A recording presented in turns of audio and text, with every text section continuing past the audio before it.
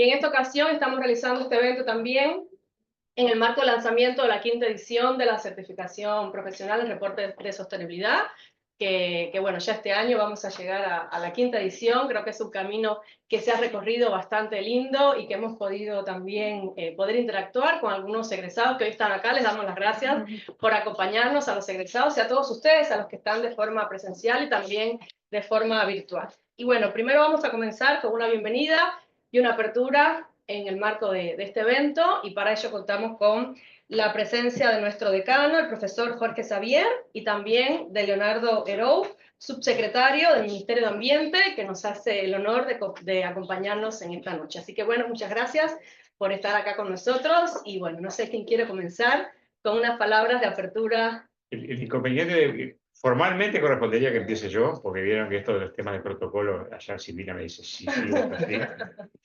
imponen eso. El inconveniente que tengo es que dije, voy a ser muy breve y después no soy breve y me extiendo, pero no sé, define tú. Como ustedes se sientan cómodos. No, tú bien, bien, perfecto, gracias. Bueno, bienvenidas, bienvenidos. Un poco en broma, cuando preguntaban dónde nos sentamos, dije, esta es la Universidad de la República, y por lo tanto nos encanta decir que estos espacios tienen que ser apropiados por parte de todos los ciudadanos de la República, independientemente del rol que tengan, del lugar que ocupen. De alguna manera, creemos que es la mejor forma que tenemos de responder a las diferentes expectativas de la sociedad. Y ahora, cuando salía para aquí, escuché voces de niños, y acá veo que tenemos a una que nos acompaña también en esta instancia, y dije, eso también hace a la sostenibilidad de las actividades de una universidad. Nosotros tenemos un espacio de cuidados que hemos podido instrumentar hace ya pocos años, pero con una característica muy particular. El nuestro nos encanta comentarlo, porque es permanente. Nació siendo, digamos, para cubrir aquellos periodos en los cuales normalmente hay vacaciones. Entonces, bueno, nació así. Hoy es un espacio permanente, con otra característica además. Bueno, obviamente está abierto a todos, a todas los actores que tienen vinculación con la facultad, digamos, de modo natural, funcionarios, docentes, estudiantes, pero desde hace, sin el pero tiene una connotación negativa, decía Cortázar, porque de alguna manera implica que hay cosas que quedaron por el camino o podrían ser y no lo son. Vamos a sacarle el pelo. Con un agregado, y es que hace algo más de un año tenemos un convenio con el municipio B, el municipio que comprende a la zona donde está nuestra facultad, que a partir de ese convenio recibimos niños, niñas de personas que viven en el municipio, con una característica: en su mayoría son de origen migrante. Y eso nos ha dado, es decir, contextos en general, hogares monoparentales, en realidad si son madres, bueno, pero bueno, con una connotación por lo tanto social que nos enriquece absolutamente a todos. Hace poco se hizo una presentación por parte del municipio B de esa experiencia en el Salón Dorado de la Intendencia de Montevideo, y precisamente uno de los elementos que destacaban era el convenio con facultades de la Universidad de la República, también Facultad de Ciencias Sociales, tiene algo similar, y por lo tanto nos da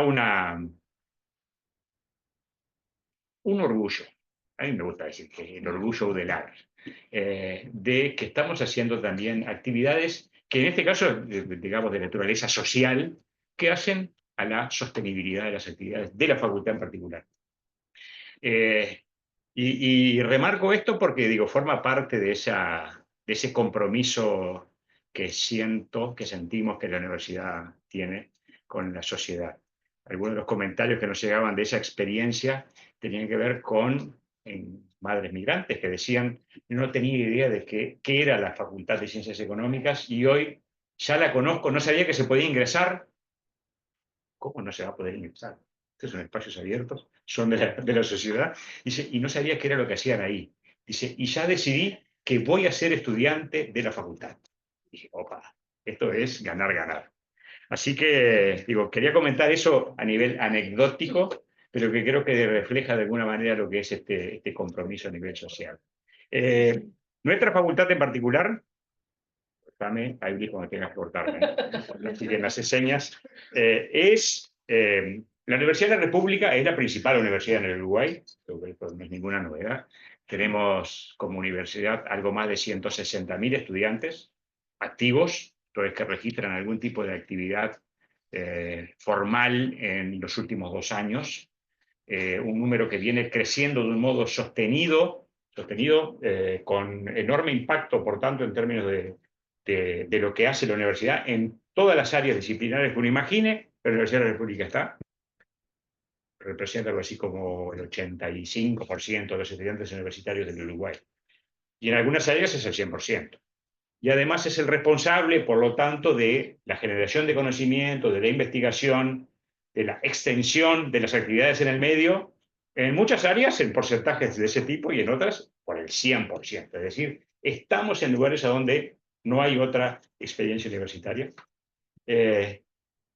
Y en particular nuestra facultad es, dentro de la Universidad de la República, la principal. Tenemos nosotros, en este momento, algo más de 27.000 estudiantes activos, de esos 160.000 de toda la universidad. Además, con presencia en todos los lugares del interior a donde está la Universidad de la República. Sí, donde la Universidad de la República está formalmente, nosotros estamos.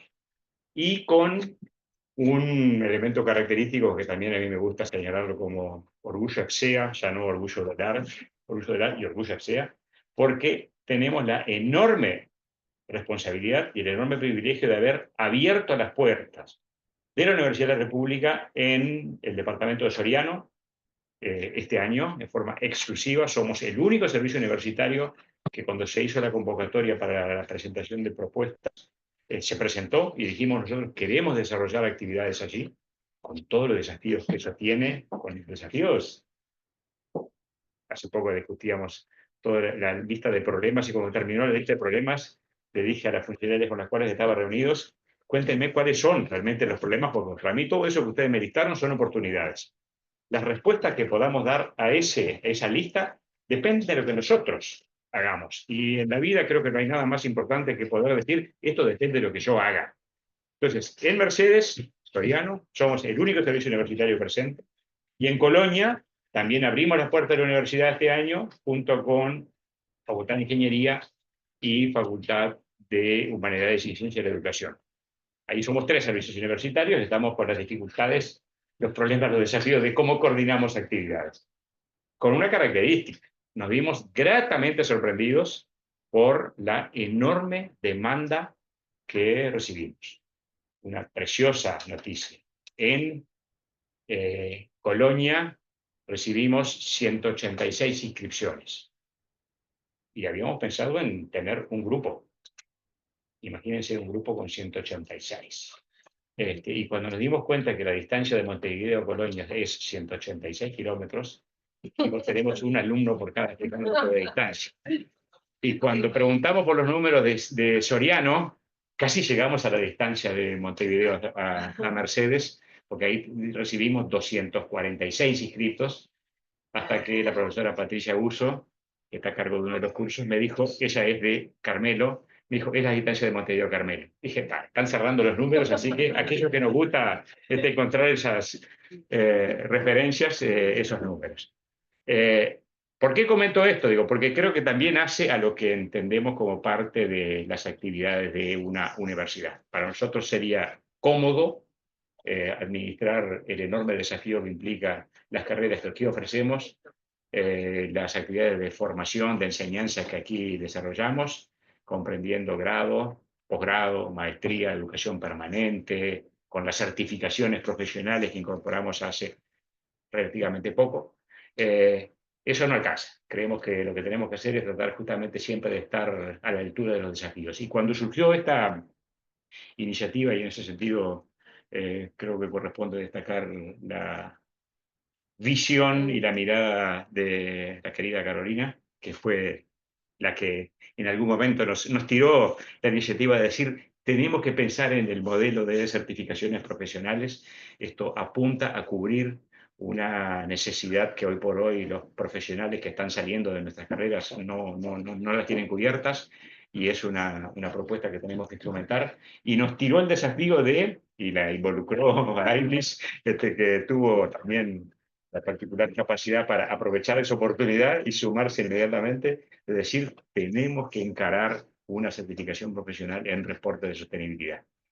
Y lo que tengo que confesar, porque cuando me lo planteó le dije, Carolina, pero digo, vos te querés apropiar de un tema que va más allá de lo que es específicamente reporte de sostenibilidad. Eso tiene que ver con otras áreas que también desarrollamos en la facultad.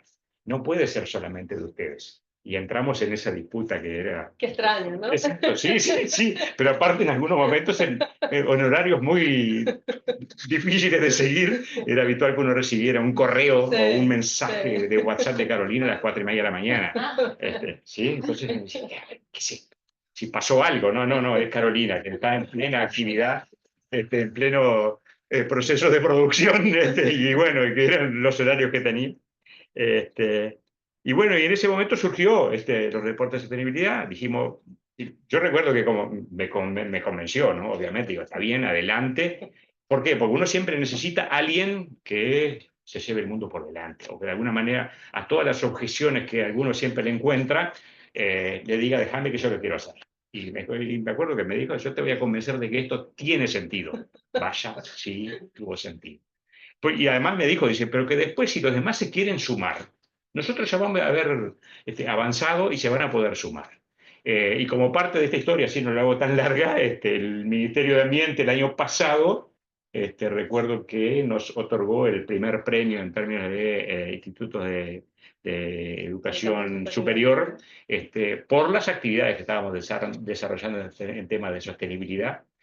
Se ha ampliado, hoy por hoy tenemos también una certificación en economía circular, por ejemplo, en la cual también recibimos permanentemente, tenemos ahí un convenio con el Congreso de Intendentes, por ejemplo, que nos han planteado, y lo estamos haciendo, la necesidad de avanzar también en estas certificaciones e involucrar a las 19 intendencias del país.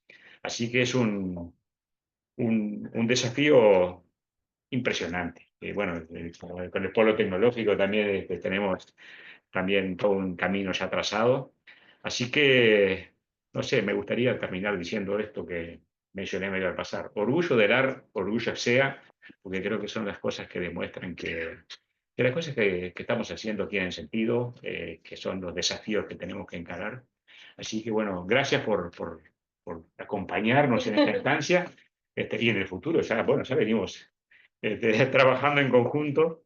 Y bueno, seguiremos sumando esfuerzos y a todas, a todos ustedes también un enorme agradecimiento por acompañarnos en esta iniciativa. Gracias. Gracias.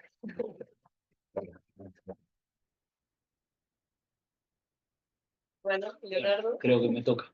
No, gracias por la invitación. Es un gusto estar en esta casa, estar en una casa de nuestra Universidad de la República.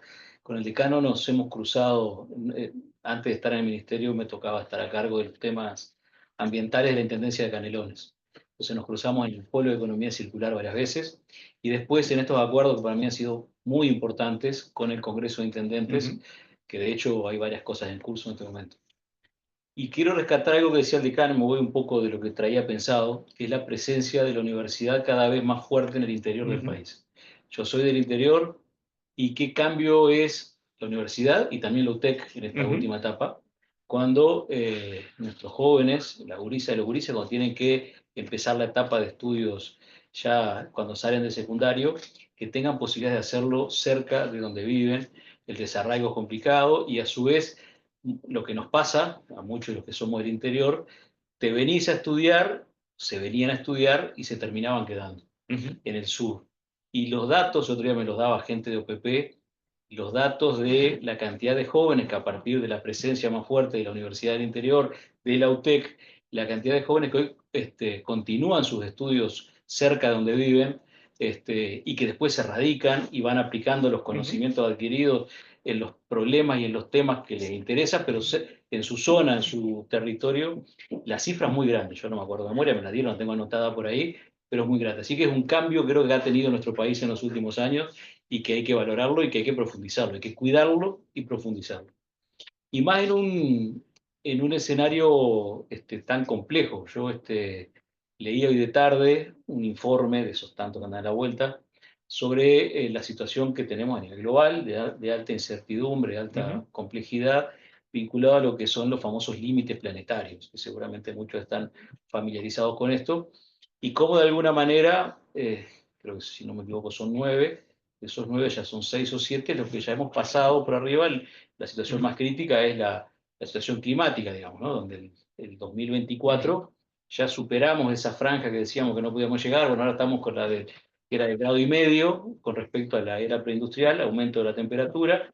Ahora vamos con el 2, pero en realidad, después de varios años de la temperatura aumentando, ya en 2024 lo superamos. Entonces, esto nos marca un escenario, bueno, los temas de pérdida de biodiversidad, las dificultades que tenemos a nivel global para que la gobernanza que existe tome las decisiones acertadas en un contexto tan complicado.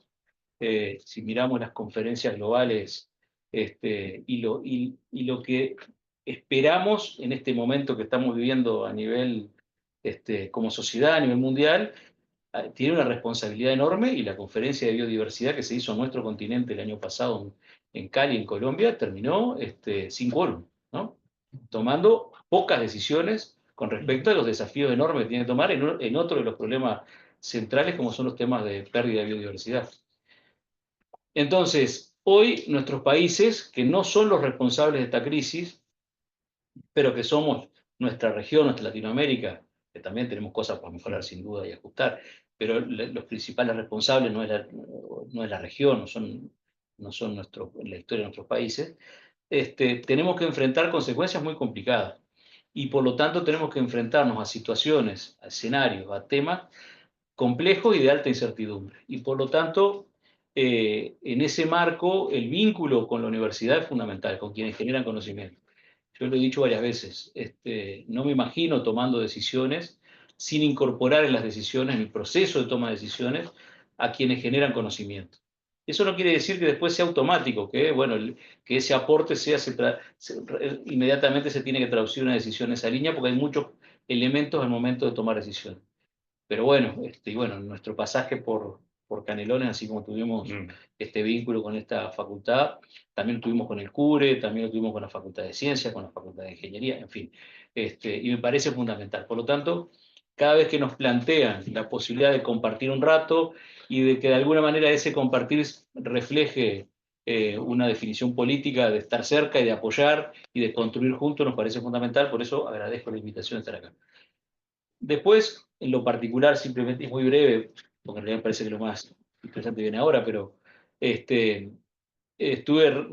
repasando lo que tiene que ver con esta certificación, con los reportes, y me parece muy importante que se avance en esa línea, y que incluso que en el sector para el cual está destinado esta propuesta se generen herramientas de este tipo para la toma de decisiones, para el manejo transparente, y yo quería, de la información, de los datos, y yo quería compartirles algunos elementos, algunas cuestiones que desde los gobiernos tenemos que avanzar, y algunos ejemplos que desarrollamos en ese caso de los gobiernos subnacional como Canelones. Para nosotros es muy importante asumir con firmeza lo que, imagino que también conocen, lo que es el Acuerdo de Escazú. El Acuerdo de Escazú tiene que ver con un acuerdo vinculante que nos obliga a tomar definiciones y a desarrollar políticas vinculadas a la participación ciudadana y a la transparencia en el manejo de la información, incluso a los temas de todo lo vinculado a la justicia ambiental.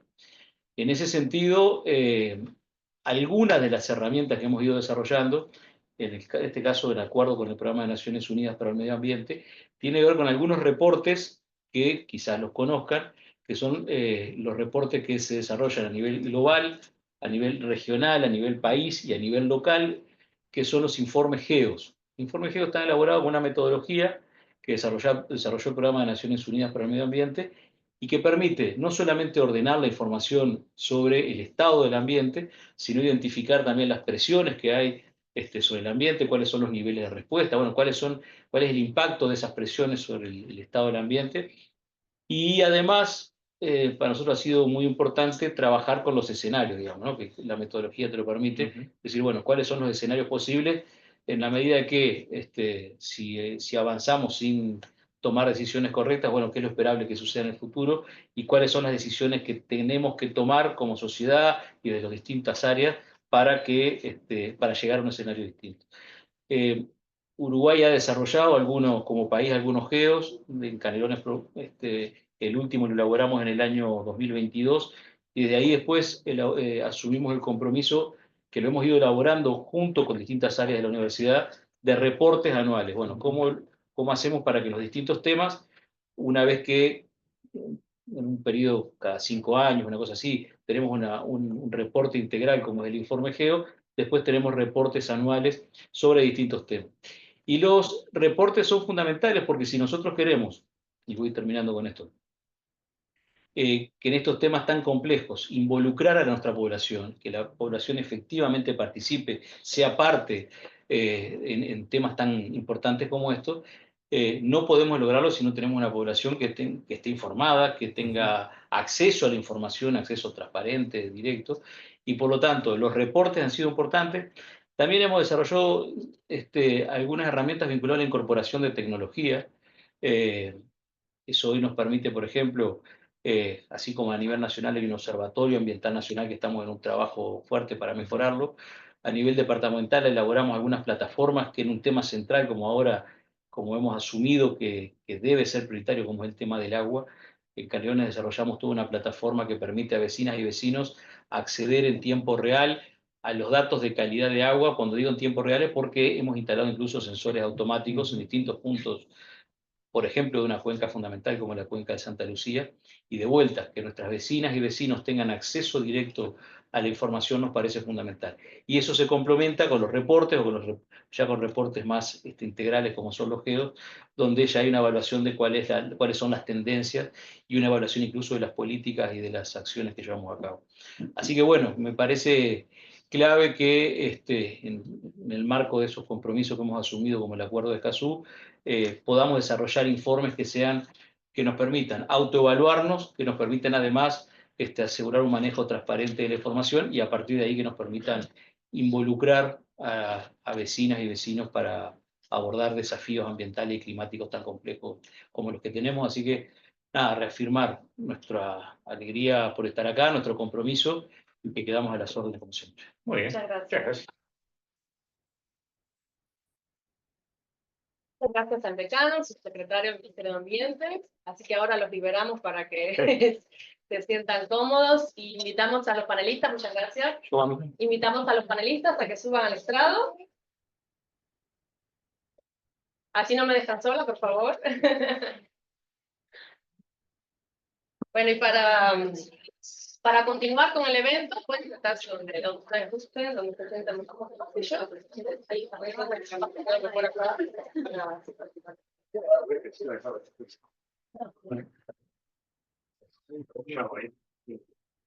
Bueno, continuamos entonces con este panel de lujo que tenemos hoy. Nos acompaña Felipe Lacida, director ejecutivo de Sistema B Uruguay, Carmen Porteiro, quien es la presidenta de la Unión de Exportadores de Uruguay, Lourdes Andrade, que la tengo aquí cerquita, encargada del Departamento de Desarrollo Social de CUTSA, Alicia Galvarini, que es directora de Farmasred Logirred, y Ana Gabrieli, quien es gerente de Auditoría, Consultoría y Sostenibilidad de HUI GUBA Asociados.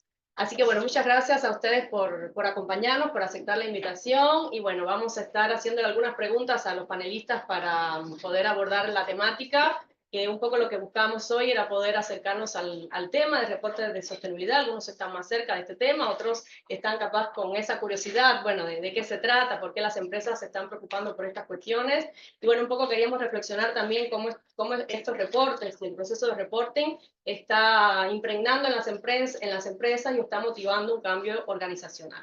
Vamos a comenzar con Felipe Lacida y vamos a hacer una breve presentación para que todos podamos conocerlo. Felipe es licenciado en Comunicación Social, con énfasis en organizacional por la Universidad Católica del Uruguay, y es magíster en Transformación Digital y Desarrollo de Negocios por OBS School y Universidad de Barcelona. Se desempeña como director ejecutivo en Sistema B Uruguay, donde buscan crear un sistema económico inclusivo, equitativo y regenerativo para todas las personas y el planeta. En los últimos años ocupó roles corporativos regionales para multinacionales, fue mentor para varias incubadoras de negocios y asesor de organizaciones públicas y privadas en temas de comunicación e impacto. También es docente en la Universidad Católica del Uruguay en temas de estrategia y sostenibilidad. Así que bueno, Felipe, muchas gracias por estar acá acompañándonos. Y bueno, gracias por aceptar esta invitación y bueno, un poco para comenzar reflexionando sobre el tema de la sostenibilidad. Para muchos es conocido que cada vez existe un auge de las empresas sostenibles, como lo son las empresas B, las empresas BIC, no solamente a nivel internacional, sino también en nuestro país, y por eso también queríamos preguntarle, aprovechando la oportunidad de que nos acompañas hoy acá, ¿por qué las empresas hoy están transformándose en empresas B y en empresas BIC? Buenísimo. Bueno, primero gracias por la invitación. Venimos tratando de tejer vinculación con el observatorio ya desde el 2024 y para mí estar acá también es parte de eso, así que gracias y me encanta además ver un auditorio casi completo para hablar de reportes de sostenibilidad, me parece una maravilla. A las 7 de la tarde, un martes de mayo, o sea, jueves de mayo. Jueves de abril, nada. Claramente eso no estaba preparado. Bueno, ¿por qué las empresas están eligiendo o buscando convertirse en empresas B o empresas BIC? Creo que hay cantidad de intenciones y voluntades como empresas que recorren ese camino. Voy a ir por partes. Las empresas B o el convertirse en empresa B, nosotros lo entendemos como un proceso, como un camino y no como una meta en sí mismo. Esto tiene que ver con que las empresas cuando transitan el proceso de llegar a estos estándares altos en temas de sostenibilidad, no conciben esto como un punto de llegada, sino como una parte de mejora continua. Entonces, el primer componente tiene que ver con eso. Son empresas que están trabajando en la mejora continua en temas de sostenibilidad, ¿no? El otro elemento es que son empresas que están interesadas, además de generar valor económico, interesadas en empezar a medir de forma rigurosa, medir, evaluar, gestionar y mejorar el valor que generan, no solamente económico, sino además a nivel ambiental y a nivel social.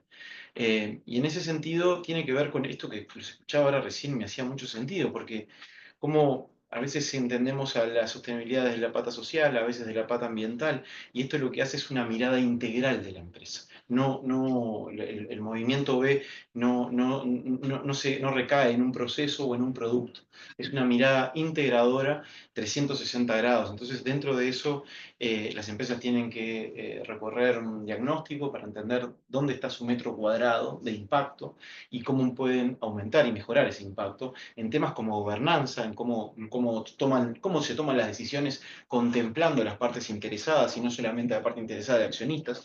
¿Y a qué le llamamos partes interesadas? Le llamamos a los clientes, a los colaboradores, a los proveedores y también a la naturaleza, entendiendo a la naturaleza como una parte interesada que a veces es como más silenciosa, porque no habla, pero en realidad es que no la sabemos escuchar o que no la queremos escuchar muchas veces, o que no tenemos los mecanismos para tener buenos indicadores.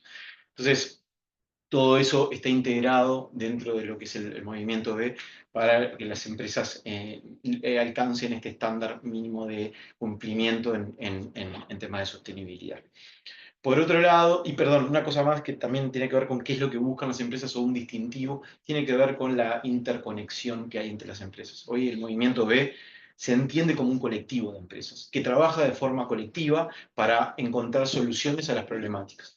Basándonos en el entendido de que ninguna empresa va a poder sostener una solución en el largo del tiempo para las graves problemáticas que tenemos hoy. Entonces, hablamos siempre de acción colectiva y promovemos mucho dentro del movimiento la asociación entre empresas para desarrollar soluciones colaborativas. Eso es lo que tiene que ver con empresas B. Lo que tiene que ver con empresas BIC, no todos tienen por qué. Todos saben lo que es. Levántese la mano si alguien no sabe lo que es una empresa BIC, sin vergüenza. ¿Todos saben lo que es empresa BIC? ¿Todos saben lo que es empresa BIC? No puedo creer, esto nunca me pasó. Nunca me pasó. ¿Por qué este reporte de sostenibilidad? Entonces... están haciendo muy bien el trabajo. Entonces, bueno, las empresas BIC son algo buscado para las empresas que están teniendo capaz que dos intencionalidades, una de largo plazo y una de corto plazo. La de largo plazo es lograr blindar el propósito que tiene la organización. Entonces, una empresa BIC incorpora en sus estatutos el objeto de impactar social y ambientalmente, no solamente comercial, y mediante el instrumento BIC logra blindar ese propósito y hacer que las nuevas generaciones que luego lideren la organización o otras personas que vayan de turno tengan eso dentro del parámetro. Que como amplía los deberes fiduciarios de quienes gestionan la empresa, le permite a quien lidera la organización y está tomando decisiones que no solamente esté buscando el fin comercial inmediato. Entonces, esto lo que le permite a la persona que está liderando la organización es que, bueno, si tengo dos opciones, por ejemplo, de subcontratación, donde tengo una opción que es más barata que otra, si la que es más cara cumple con ciertos requisitos, como por ejemplo el cuidado estamos hablando de cuidado del medio ambiente, cumplir los derechos humanos, cumplir con la reglamentación vigente, bueno, eso puedo justificar una decisión de invertir más valor económico en ese tipo de organizaciones. Entonces, básicamente tiene que ver con organizaciones que quieren dejar un legado, de que quieren mejorar los impactos en el medio ambiente y a nivel social, y que además entienden esto como un marco metodológico de desarrollo organizacional, como un lugar para desarrollar mi empresa con un buen ADN empresarial. Gracias, Felipe. Y bueno, por las dudas, por si alguien no se animó, BIC es el término simplificado de empresas de beneficio e interés colectivo, ¿no? Porque también tenemos personas que nos acompañan. Creo que está bueno mencionar el beneficio e interés colectivo, es una ley. Somos el octavo país en el mundo en tener esta ley vigente, o sea, somos el octavo país en el mundo en tener empresas BIC. Es una ley que está vigente desde el 2021, reglamentada desde el año 2022, y que vamos a hablar un poquito sobre el tipo de reportes que... Te agradezco porque así me las paso. Es vinculada a la ley precisamente de empresas BIC, que no solamente en Uruguay, sino ya hay varios países que han aprobado leyes BIC en este sentido, y hay uno de los requisitos que es común en todas estas legislaciones, y es el hecho de que las empresas están obligadas a presentar un reporte anual donde comuniquen, donde informen a su grupo de interés de qué manera han puesto en práctica y han desarrollado acciones para cumplir con este nuevo propósito que tú nos mencionabas que se han trazado, ¿no? Y en la ley, la legislación uruguaya no escapa de esta realidad, su reglamentación tampoco, y en nuestro caso las empresas BIC uruguayas también están obligadas a presentar un reporte anual. Y bueno, justamente tiene mucho que ver con el tema que nos compete relacionado con reportes de sostenibilidad. Por eso la segunda pregunta que te quería hacer es... ¿cómo consideras que tiene importancia y cuál es la finalidad del reporte anual que deben presentar las empresas BIC? Bien, es clave porque es lo que permite tener coherencia entre lo que yo digo que me interesa y que quiero generar y lo que realmente estoy haciendo hoy en día. Entonces, para nosotros el reporte de las empresas BIC es fundamental. Hoy vivimos una crisis de confianza brutal. Justo hace unos días leí, a mí me gusta seguir el barómetro de confianza de Edelman, que saca todos los años, desde hace 23 años. Los sectores políticos y los medios de comunicación están en el peor momento con respecto a la confianza en las diferentes partes interesadas. Entonces, los reportes de sostenibilidad, en este caso de las empresas BIC, lo que permiten es tener coherencia entre el propósito y accionar, ¿tá? Y lograr conectar con los diferentes públicos desde la vulnerabilidad, entendiendo esto como un reporte que lo que intenta es mostrar qué hago bien, qué quiero hacer y qué me falta todavía para llegar a ese lugar. Entonces, para nosotros es un ejercicio que requiere valentía porque no estamos vinimos de paradigmas donde creemos que lo importante es mostrarnos perfectos y lo que hacen los reportes de sostenibilidad, a mi humilde forma de ver, es mostrar la imperfección que tiene la empresa, con honestidad, con vulnerabilidad y con franqueza. Entonces, hoy en día las nuevas economías de lo que hablan es que esas son estrategias que le permiten a las empresas conectar mucho más con sus públicos, porque nos sabemos imperfectos. Entonces, las empresas que quieren realmente construir vínculos de confianza emocionales de largo plazo, a través de los reportes de sostenibilidad es un gran camino. Y lo otro que decía Leonardo, para mí también es fundamental. Para poder involucrar a mis públicos de interés, clientes, proveedores, colaboradores, mis accionistas, esto es una carta que le permite a los públicos de interés entender cómo puedo aportar y a la empresa tener una carta de presentación mucho más abarcativa de lo que puede ser un reporte financiero, donde realmente vas a lo que el ADN de la organización y de lo que aporta al mundo. Muchas gracias, Felipe. Por las dudas, me olvidé comentar que al final vamos a tener un espacio de preguntas, así que ustedes no van a estar ajenos, que seguramente alguna pregunta al final va a surgir. Así que muchas gracias, Felipe, y tú hablabas algo importante de lo que es esa transparencia, ¿no? El desafío que tienen las empresas de ser transparentes y de comunicar su realidad, tanto sus impactos positivos como negativos, ¿no? Y justamente vemos en el observatorio lo que implica para las empresas, y cuando vemos un reporte, ayer estábamos en una clase espejo con la Universidad Cooperativa de Colombia, que también tiene una asignatura como la nuestra de Contabilidad Social y Ambiental, y hablamos, ¿no?, de la balanza, ¿no? O sea, si vemos un reporte, ¿cómo es la balanza de los impactos positivos y negativos, ¿no? O sea, los positivos siempre están muy por encima, y bueno, precisamente creo que todos estamos acá para aprender y poder aportar también a que cada vez los reportes puedan tener una mejor transparencia. Bueno, continuamos ahora con Carmen Porteiro. Muchas gracias por acompañarnos hoy. Carmen es egresada de la certificación Reportes, creo que de la primera edición, ¿puede ser? De la segunda. De la segunda, bueno, eso había que mencionarlo. Igual vamos a hacer ahora la presentación formal. Carmen es economista y MBA con formación en análisis financiero estratégico, Big Data, reportes de sostenibilidad y gestión de directorios. Cuenta con más de 20 años de experiencia en las áreas de control de gestión, finanzas, contabilidad y planeamiento estratégico. Ha liderado equipos multidisciplinarios a nivel local e internacional, gestionando negociaciones estratégicas con instituciones financieras y participado en la evaluación e implementación de proyectos de inversión. Actualmente es gerente de planeamiento y control de gestión en Nuevo Manantial y preside la Unión de Exportadores del Uruguay, organización desde la cual impulsa el crecimiento, la sostenibilidad y la competitividad del sector. Así que muchas gracias por estar acá con nosotros y poder compartir este espacio. Con la Unión de Exportadores realizamos una investigación el año pasado, que la publicamos ya en diciembre, ahí terminando el año, que bueno, en otro espacio lo vamos a comunicar, aunque si bien ya salió en redes un poco la información precisamente relacionada con este tema, ¿no?, de los reportes en las empresas exportadoras. Y a tono con esto te quiero preguntar, a tu juicio, ¿por qué es importante la sostenibilidad y los reportes en las empresas exportadoras? Muchas gracias, primero que nada, por la invitación. Es volver a casa. Siempre que vuelvo a casa es por reportes de sostenibilidad. Así que nada, la verdad que es un placer estar de nuevo. Uno siente que nunca se fue, finalmente, a pesar de que hace muchos años que egresamos. Así que de verdad, muy amables por este invite. La realidad es que los reportes de sostenibilidad y el trabajo en sostenibilidad es cada vez absolutamente imprescindible. Estamos en un contexto en el que la normativa internacional también va y viene. Nosotros teníamos en ciernes de que ahora en enero del 25, para poner un ejemplo, iba a estar vigente una normativa que se llamaba EUDR, que ¿qué implicaba? Que que todo importador de la Unión Europea tenía que avalar de alguna forma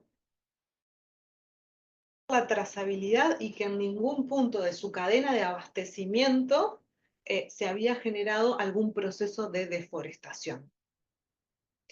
Entonces, toda la cadena de abastecimiento. Y no estamos hablando de que era un país, porque nosotros decíamos Uruguay, es Uruguay. O sea, no necesito certificar cada empresa del Uruguay. Uruguay. No, es cada empresa, es cada producto de cada empresa, es cada lote de cada empresa. Era realmente algo súper abarcativo y en extremo preocupante para muchos. Esto es simplemente un ejemplo. Entonces, para poner en significación lo que es, esto puede ser hoy una ventaja competitiva o comparativa para el Uruguay y para las empresas nacionales, mañana puede ser una barrera al comercio. Entonces hoy estamos hablando, nos convoca mucho todos los temas arancelarios y sabemos muy bien que hay muchos temas para arancelarios también que pueden estar en juego acá. Y en algún punto se comenta, bueno, pero lo que se llama en cierta forma la agenda verde va a entrar un poco, se va a pagar un poco en función de determinados liderazgos de la región o del exterior. Bueno, pero ¿cómo estamos parados como Uruguay? Porque no es un botón que prendo y apago. Entonces, mantenernos en un buen posicionamiento como empresas que trabajan con seriedad en la materia, porque si aprendo y apago el botón, termino generando dudas, ¿no? sobre mis procesos, mientras que si permanezco y le doy consecutividad, creo que ahí está el fuerte de Uruguay en este sentido, y es algo que está realmente bastante establecido y consolidado. Eh, Trabajar en sostenibilidad, y ahora voy más en foco a los reportes, pero trabajar en sostenibilidad en general es una tarea ardua, y es una tarea que en ciertas formas puede parecer hasta abrumadora, porque en el transcurso también del diploma van a ver que hay múltiples formas, y estábamos hablando del triple impacto, pero además del triple impacto hay distintas formas de reportar, distintas metodologías, con lo cual uno se puede sentir en el momento de decir, bueno, pero ¿por dónde empiezo? Como empresa, ¿por dónde empiezo? Y creo que ese es uno de los puntos fuertes o de la riqueza de lo que van a recibir si deciden seguir por este camino, eh, que es, no hay un modelo único y exclusivo que sirva para todo, sino que nosotros como profesionales capacitados en esto y estando expuestos a las distintas variedades, podemos colaborar con las empresas o con la empresa y guiarla en qué es lo que necesita. Porque no hay digamos, sacos ya prontos a medida, sino que está en cada uno cómo ir haciendo el tailor-made de lo que nos entrega. Y eso es un poco lo que necesitan las empresas. Es importante trabajar en sostenibilidad, sí. Muchas veces estamos trabajando en sostenibilidad sin darnos cuenta que estamos trabajando en sostenibilidad, porque estamos formando buenos directorios por un tema quizás estrictamente económico, por un tema de rentabilidad, y una buena gobernanza también hacia la sostenibilidad de la empresa. Y los temas sociales que se trabajan también hacen a la sostenibilidad de la empresa, y por supuesto que los asuntos de medio ambiente. Entonces tiene que haber múltiples miradas y ser conscientes que de repente lo que hablabas hoy de identificar los distintos stakeholders y identificar qué es lo material para cada una de las compañías, eh, esa ya es una forma de empezar, eh, y se puede ir avanzando a partir de ahí con pasos específicos y concretos, porque en oportunidades los exportadores o las distintas empresas, en función de el estadio de madurez que tienen en distintos temas, pero además el tema de si son pymes o si son empresas grandes, porque a veces hay algún cierto preconcepto de que, bueno, pueden trabajar en sostenibilidad o pueden reportar empresas que son enormes o empresas de bienes, y en realidad es para todos, empresas pequeñas, empresas de servicios, eh, pero hasta dónde puede llegar cada una, qué es lo necesario, qué es lo eficiente para cada una. Creo que eso es bien interesante, pero siempre partiendo de la base de que la riqueza del trabajo interdisciplinario que se genera para armar un reporte de sostenibilidad, o aunque sea la previa del reporte, el reporte es el colorario del trabajo quizás de años en los que no se reportó, pero se estuvo trabajando para llegar a un reporte. Entonces, ese trabajo interdisciplinario realmente es a veces más valioso para la compañía que es la emisión del reporte en sí mismo. conversaciones. Sí. Exacto. Entonces es muy importante, ¿no? Que el reporte es como que, bueno, lo último que se ve del proceso, ¿no? Al final de todo el proceso, pero yo siempre digo, no se puede reportar lo que no se hace. Exacto. Entonces, esta culminación es la que nosotros vemos, pero atrás de eso hay todo un proceso de gestión, de sostenibilidad que las empresas han llevado a cabo para precisamente poderlo después informar mediante este tipo de herramientas. Y a tono con esto te quería preguntar cómo la Unión de Exportadores está apoyando hoy a las empresas para poder implementar prácticas de sostenibilidad. Bueno, es interesante porque la Unión trabaja en sostenibilidad hace muchos años, hace ya más de una década, pero iba cambiando los nombres, ¿no? Y bueno, un poco el impulso de hacer la certificación y que distintos integrantes pasaran por el aula era justamente para tratar de profesionalizar también el servicio que se le podía brindar. Y creo que se gestó de una forma muy colaborativa, por eso me hacía mucho sentido cuando hablabas de la comunidad que genera empezar a trabajar en estos temas, y creo que es un ejemplo bien exitoso también de unirnos con la academia y de la unión y la comunión y la sinergia entre lo público y lo privado. Nosotros desarrollamos un manual de gestión sostenible que no intenta hacer ni cerca una metodología de reportería, sí un acompañamiento o una guía para que las empresas sepan por dónde ir, ¿no? Y hace justamente a la gestión y no a un producto, porque lo que intenta es que pueda ser transversal y que cualquier empresa de cualquier rubro y de cualquier tamaño pueda implementarlo. Entonces ahí lo que se conformó fue un grupo de trabajo de empresas que estaban a la vanguardia y que ya estaban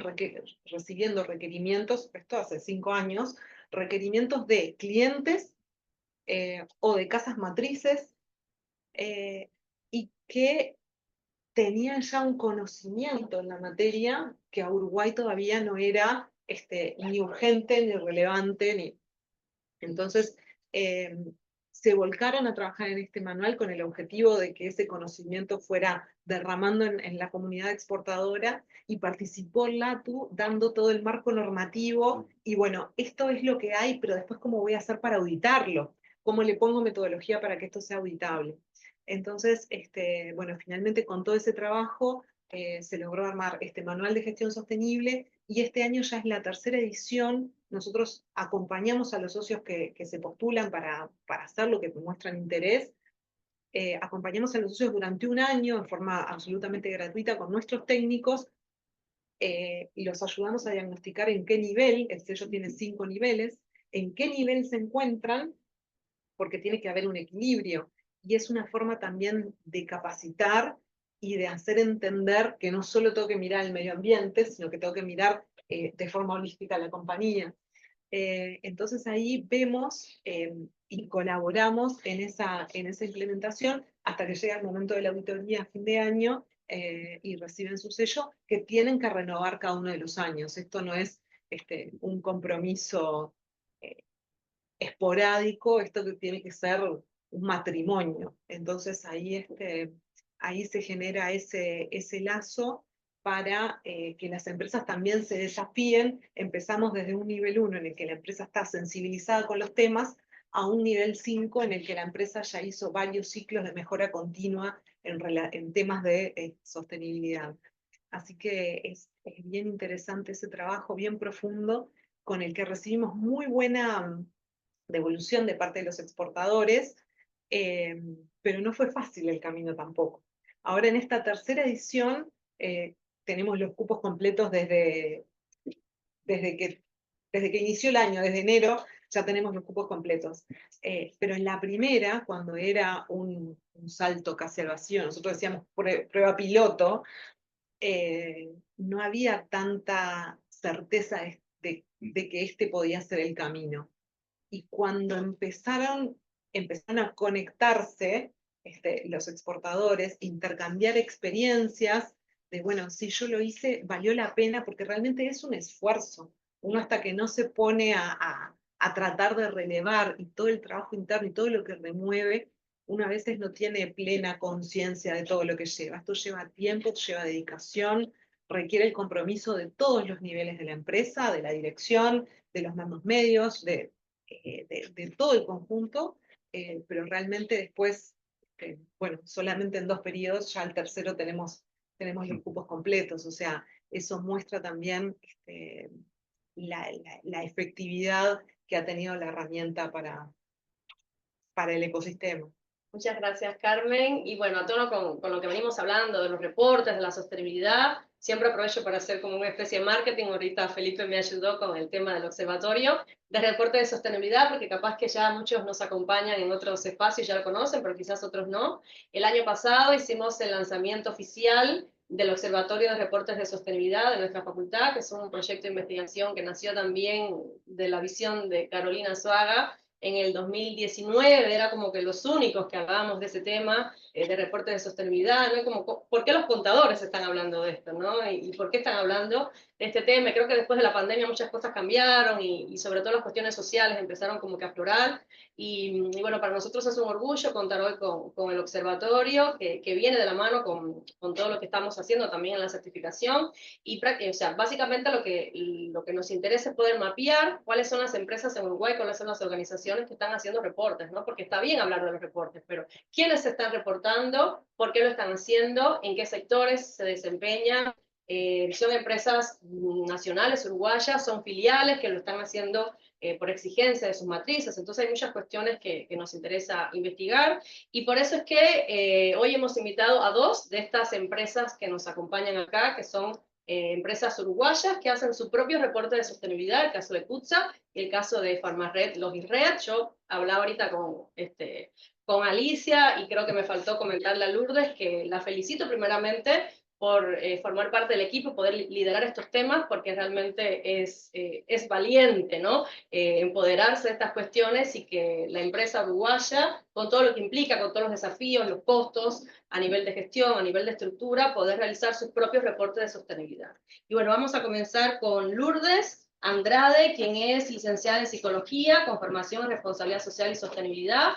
Desde el 2020 se desempeña como encargada del Departamento de Desarrollo Social de CUTSA, departamento donde ha trabajado por casi 15 años, teniendo varias responsabilidades a lo largo de este tiempo. CUTSA, algo muy interesante, presenta reportes de sostenibilidad desde el año 2008, ¿no? O sea, si sacamos cuenta, es una de las empresas en el observatorio, si mal no recuerdo, María, que tiene más reportes de sostenibilidad, ¿no? Desde el año 2008 en forma ininterrumpida, ¿no? Que esto también es importante, poder continuar con este proceso. Siendo su primera memoria del periodo 2008-2009, tú corregime si me equivoco, esto es datos del Observatorio de Reportes, y el último reporte publicado de la gestión 2022-2023. Así que bueno, ya veremos los próximos años, pero son unos cuantos años ya reportando. Muchas felicidades por este desafío. Y algo también intercambiamos por mail que nos parecía a nosotros interesante, como una empresa del rubro del transporte público se preocupa por cuestiones de sostenibilidad y por reportar, ¿no? Estamos hablando de que seguramente, ahorita Felipe decía, levante la mano los que saben que es una empresa big. Bueno, si levantamos la mano, ¿cuántos en algún momento hemos usado los servicios de CUTSA? Seguramente casi todos, ¿no? O sea, es una empresa que no necesita presentación y capaz que no todos conocíamos o sabíamos que CUTSA presentaba reportes de sostenibilidad. Y por eso te quería preguntar, ¿qué impulsó a CUTSA a presentar los reportes y comenzar a rendir cuentas de su triple impacto? Bueno, en realidad digo, el trabajo en lo que es esta responsabilidad social empezó como intuitivamente y tiene que ver con nuestro origen de inmigrante, ¿no? Como que se dio naturalmente, o sea, Justa nació como cooperativa y tiene fondos que nos acompañan desde esos momentos. Entonces, como que ese espíritu solidario estuvo desde siempre. Entonces, por esto, ¿no? Que vos decías, que forma parte de la comunidad y que todos tuvimos contacto con Justa, muchas demandas o solicitudes vinieron de ese contacto, ¿no? Y que desde la empatía y demás, de lo posible, que empezó con traslados y cosas por el estilo, se fue cumpliendo. Entonces, de alguna manera, bueno, esas acciones se fueron dando, pero en el 2000, con un directorio joven y que apuntaba a determinadas cosas, que apuntó a la calidad, como que esto de la responsabilidad social se fue como asentando y quedando como en la estrategia directamente. Y bueno, en 2008 nace el Departamento de Desarrollo Social y en realidad lo que hace es dar continuidad a estas acciones y seguimiento. Y bueno, y es ahí que como naturalmente también es como decir, ¿no? Si hago cosas también tengo de alguna manera rendir cuentas y bueno, y surgió la propuesta de reportar y de empezar a seguir determinados indicadores que eran relevantes, porque si no, de alguna manera, ¿cómo vamos a mejorar o cómo vamos a decirle a nuestro grupo de interés que estamos mejorando? Y ahí fue todo el desafío de convencer a las distintas áreas y a nuestros compañeros de que esto era relevante, que era importante y que implicaba que ellos tenían que seguir determinados datos que hasta ese momento no lo seguían. Y fue bueno reunirse y conversar y también entender, porque de repente digo, en el equipo venimos como una pata más social y que de repente sí, lo económico o algo así no puede surgir, pero toda la parte de ingeniería y toda esa mano no. Entonces fue como, bueno, sentarnos y entender y poner, bueno, yo qué sé, cuando íbamos a hablar en planta y las cosas que se estaban haciendo en planta y todo lo demás, era entenderlo, ¿no? Y de ahí, bueno, qué podíamos llevar o al principio qué podíamos mostrar y para el año que viene qué podíamos incorporar. Y de esa manera se fue dando todo el trabajo y bueno, y pasamos de ser las pesadas que siempre pedíamos cosas a que de alguna manera, bueno, ese dato era importante, era relevante y a los otros también les servía. Claro. Algo que tú mencionas es importante, ¿no? Cómo sensibilizar también a la organización, porque se tiende a pensar que los reportes solamente son para los grupos de interés externos, ¿no? Para los de afuera, para los proveedores, para los clientes, pero los grupos de interés internos son importantes. Y muchas veces se descuidan los grupos de interés internos, no solamente para que faciliten información, sino también para que se sientan parte, ¿no? Y puedan colaborar y puedan también participar de este proceso, y seguramente que es un desafío, ¿no? Sí. Primero empezar a sensibilizar en casa, en el tema, el por qué vamos ahora a asumir una tarea más, una responsabilidad más. Y ayer, sí, nuevamente hablamos en clase, ¿no? Que las empresas hacen muchas cosas, pero en el reporte, lo que se plasma, lo van a ver otros. Lo van a ver no solamente tu grupo de interés interno, los colaboradores que conocen los problemas o los impactos negativos, lo van a ver tu competencia, lo van a ver grupos de interés que capaz que algunos te feliciten y otros te critiquen, ¿no? Entonces es un desafío realmente para las empresas sumergirse en este tipo de gestiones y de estrategia, y por eso yo siempre aprovecho y lo felicito, porque es muy vanguardista poderlo hacer. Y algo que nos llamó la atención del reporte de CUTSA es que ustedes utilizan distintos estándares para reportar. Los que ya conocemos del tema, sabemos que existen distintos estándares o marcos o normas para ayudar y guiar a las empresas a gestionar la sostenibilidad y también a comunicarla, ¿no? De qué manera poder hacer esos reportes. Precisamente nuestra certificación es la única de su tipo en el país donde estudiamos todos los estándares. Ahorita Carmen hablaba de eso, ¿no? O sea, tenemos que conocerlos todos, porque ¿qué pasa si una empresa quiere que utilice los estándares GRI y otra empresa dice, pero yo quiero adherirme al Pacto Global y quiero realizar una comunicación de progreso? Y otra empresa nos dice, pero nosotros somos el sector alimenticio, queremos utilizar los estándares ASME o los Objetivos de Desarrollo Sostenible. Entonces, los que estamos en este tema deberíamos de conocer estos distintos estándares para poder asesorar y acompañar a las empresas en este proceso. Y como ahorita también decía Carmen, no podemos decir que hay uno que es el absoluto y que es el mejor, más allá que cada uno se inclina, ¿no? Por uno o por otro, pero está bueno poderlos conocer, porque de acuerdo a la realidad de la empresa, a sus posibilidades, se van a ir por un marco o por otro, ¿no? En el caso de CUTSA, ustedes han elegido utilizar 4 marcos de reportes, que también nuevamente los felicito porque es un desafío, se fueron complicando: los estándares GRI, el Pacto Mundial, los ODS y la ISO 26000, ¿no? Entonces, la pregunta que te quería hacer es, ¿por qué han elegido utilizar estos marcos de reporte en este proceso? Mucho tiene que ver también con que somos empresa de transporte, somos empresa nacional y las demás empresas como que de alguna manera, entonces tenés esa cosa que vos buscás como, ¿no? En la comparación y poder marcar no solo la evolución con respecto a vos mismo, sino también, digo, en general. Entonces como esa búsqueda también de un marco, de algo que me diga, no hago lo que quiero, muestro lo que quiero, sino algo que me dé una base. Entonces, los primeros tenían más que nada el tema de DERES y los ámbitos que marcaba DERE, que es una asociación que nuclea las empresas que trabajamos en responsabilidad social.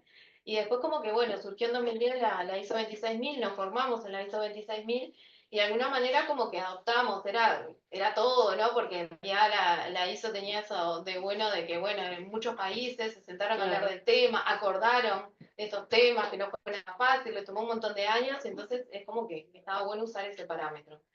Y después como que lo otro se fue dando naturalmente, ¿no? Porque surge el GRI, tiene todo ese peso, y hacer el análisis de materialidad, y vamos a sentarnos a hacerlo, y vamos a ver qué nos surge, y entonces ahí fuimos incorporando como los parámetros del GRI, que te permitía como justamente esa cosa de comparabilidad con otras empresas de transporte de otras partes del mundo.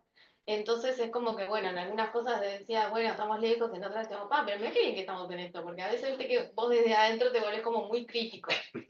Entonces, y después, bueno, el pacto, bueno, formamos parte, pero en realidad el COP como que queda muy entre la empresa y el pacto global, o sea, como que de repente incorporás como indicadores que a partir de ahí los vas llevando o te vas dando cuenta de la relevancia de determinada cosa que haces, pero como para mostrar como que el GRI, bueno, primero usamos el G4 en su momento y después, bueno, cuando vino, digamos, la evaluación que se hizo en 2021, también nos formamos en ella como para incorporarlo en lo que eran los informes. Y bueno, los ODS, porque bueno, es la respuesta a la Agenda 2030 y es como que bueno, es importante porque de alguna manera complementa, como que tiene otra mirada diferente, que si bien es complementaria con GRI, nos gusta como dejarlo claro en cada uno de los ámbitos que ponemos, ¿no? Las acciones. Tú has dicho algo interesante, es que se complementan los estándares, ¿no? Que es algo que nosotros entendemos también, ¿no? O sea, se complementan y las empresas van tomando también lo mejor de cada uno, ¿no?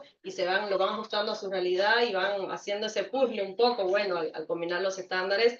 Y algo que también tú mencionabas, la importancia de utilizar los estándares para la comparabilidad. No solamente compararse la empresa a lo largo del tiempo, sino compararse con otras empresas del mismo sector, incluso de otros sectores, ¿no? Porque si vamos a los indicadores GRI, bueno, no sé, tenemos emisiones, bueno, ¿qué está pasando con las empresas de ese sector en Uruguay o en otros países, ¿no? Entonces, es importante el tema del uso de los estándares, así que muchas gracias por contarnos la experiencia de ustedes. Y pasamos ahora con Alicia Galvarini, quien es doctora en química farmacéutica y fundadora del grupo empresarial Farmared Logirred, donde se desempeña como directora.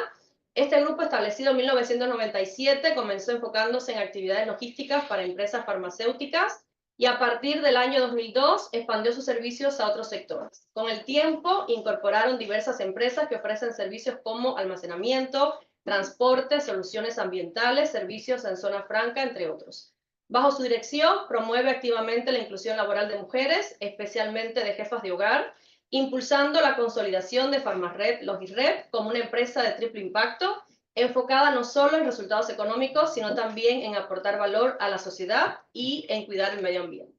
Muchas gracias, Alicia, por acompañarnos hoy y un poco para introducir el tema de por qué invitamos a Farmared a este espacio, es que ellos presentaron su primer informe de sostenibilidad en el año 2021, informando las actividades de la empresa del año 2020 y hasta la fecha, según datos del Observatorio de Reportes, igual tú nos podés complementar, han publicado 3 reportes, siendo el más reciente el informe del 2023. ¿Estamos bien? Bueno, me alegro. Un alivio. Bueno, muchas gracias por invitarme. La verdad que en comunicaciones fue muy edulcorado lo que escribió todo el mundo. Lo tengo que agradecer, pero en realidad hoy por hoy me presento como jubilada, abuelita e hincha de Nacional. Digo, esos son mis principales. Pero no, en realidad yo tenía una presentación, no había entendido mucho, pero me gusta mucho más esto porque de verdad uno aprende muchísimo en estas interacciones y que me han ido refrescando a lo largo de lo que han hablado, realmente de los motivos por los cuales uno muchas veces se mete en algún lugar. En primer lugar, yo soy empresaria porque perdí mi trabajo.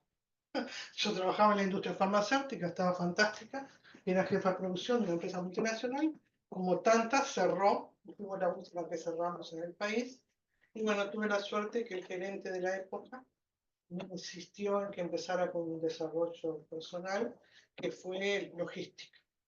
Y bueno, ahí empezamos, en el año 97, y bueno, como dicen mis hijos, fue el tercer hijo que tuve, empezar a armar una empresa, justo como cualquier... ¿Por qué? Porque muchas veces uno con la edad se va dando cuenta que las cosas no son casuales y tienen sus motivos muchas veces y otros no. En mi caso, ¿por qué pongo tanto foco en las mujeres jefas de hogar? Porque yo fui mujer jefa de hogar, porque cuando empecé con mi tercer hijo, que fue esta empresa, mi primer esposo se fue. Por supuesto. Digo, porque se ve que no daba para todo la atención.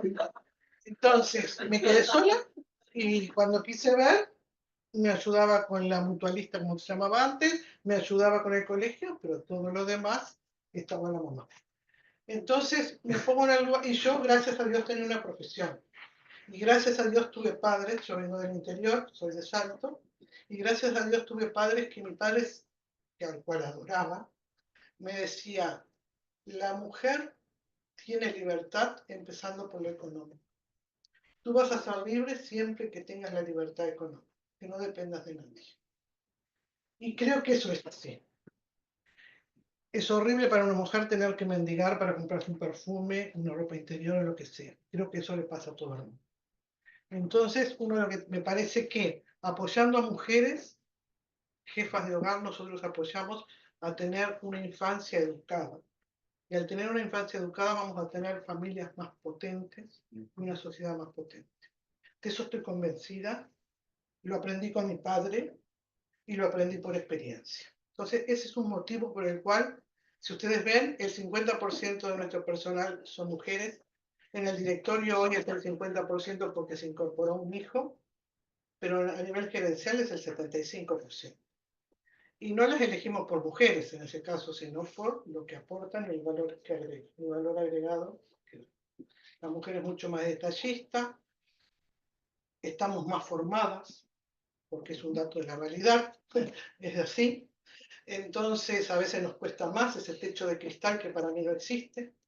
Entonces hay motivos por los cuales nos metemos en esto. Bueno, desarrollamos las empresas, hoy somos un grupo de empresas, y una de ellas, que no lo dice en el edulcorado, es que llegó un momento que había muchas necesidades de trabajo en el país, había mucho desempleo, nos llegaban muchos currículos y nosotros no teníamos posibilidad de ayudar.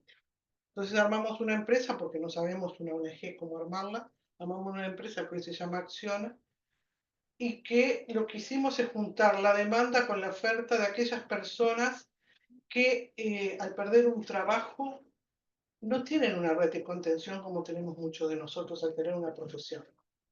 Es decir, un operario pierde un trabajo y no sabe a quién ir a golpearle la puerta. Es difícil. Entonces lo que tratábamos es de unir la oferta con la demanda. Fuimos tan exitosos en eso que realmente hoy tenemos como 500 personas trabajando en otros lugares, es decir, sin fines de lucro. En realidad solo cobramos para pagar los uniformes y demás, pero nos sentimos muy orgullosos de eso, porque le damos continuidad y elegimos incorporarlos en empresas que dan empleos de calidad. Cuando yo trabajaba en esa empresa multinacional, ya se hablaba de triple impacto. Era una empresa suiza en la cual, cuando hablabas de la responsabilidad económica para los stakeholders y para el país, lo primero que te decían es, bueno, primero tenés que cumplir con los salarios, pagar los impuestos. Eso era lo más importante. Y yo decía, pero no lo veía como cuando vos te metés en la jungla de empresas, ¿no? Es decir, qué importante que es eso. Porque muchas veces, qué importante es ser empresa seria, porque a veces estamos hablando de cosas mucho más adelantadas, quizás en esta época, pero no hablamos de la base.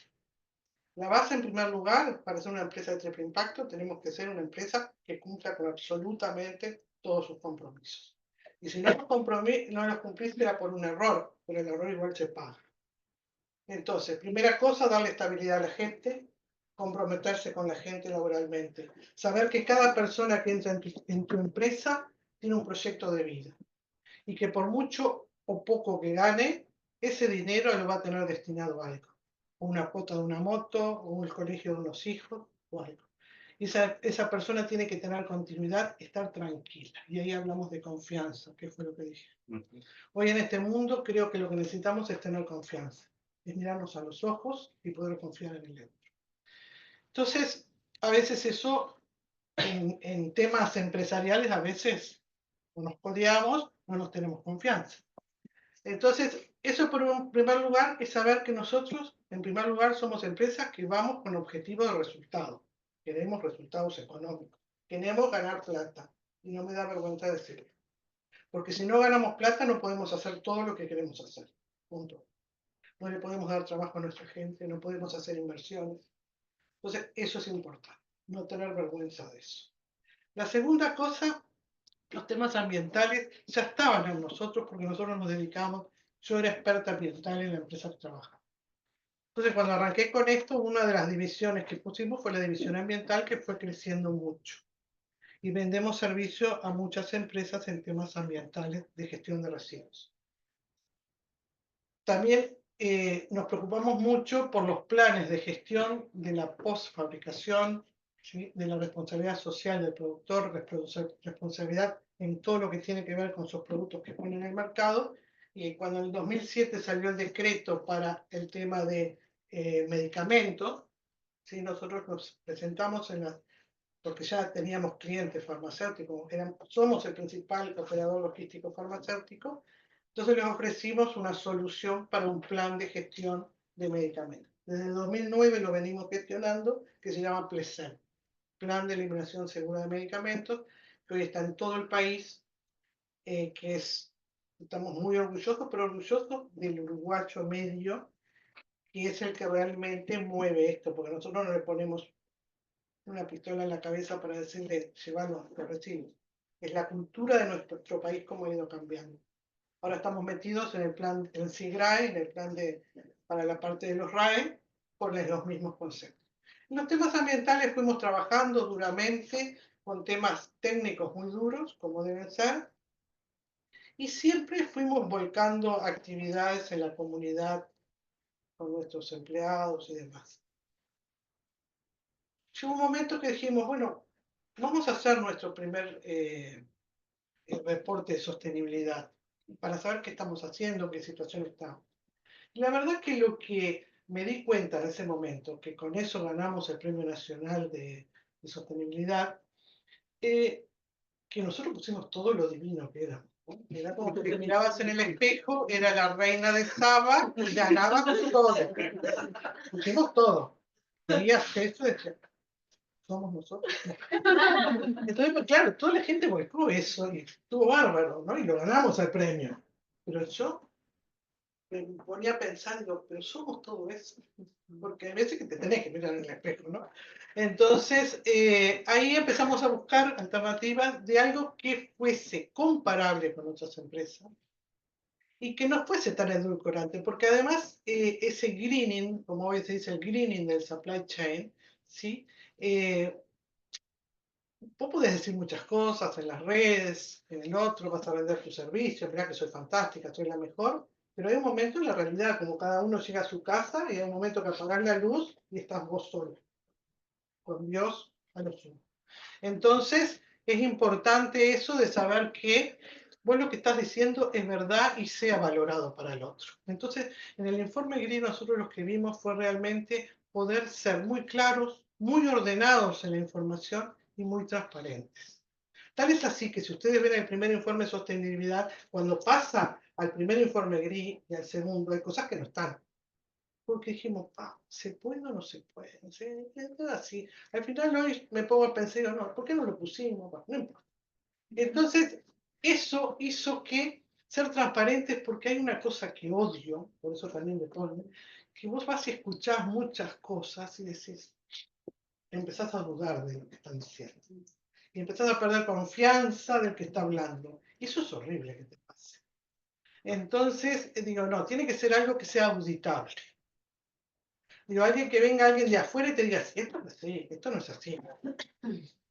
Todavía no nos hemos auditado, todavía no nos hemos animado. Entonces vamos a hacer este, que es para el de 2024, que lo vamos a empezar a escribir ahora, y vamos a animarnos a auditar, que nos auditen, porque creo que da la garantía para todos los stakeholders, para todos los grupos de interés.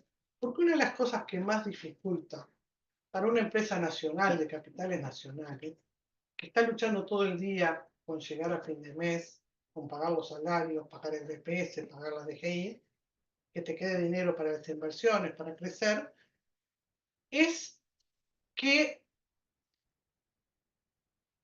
mostrar eso que es así.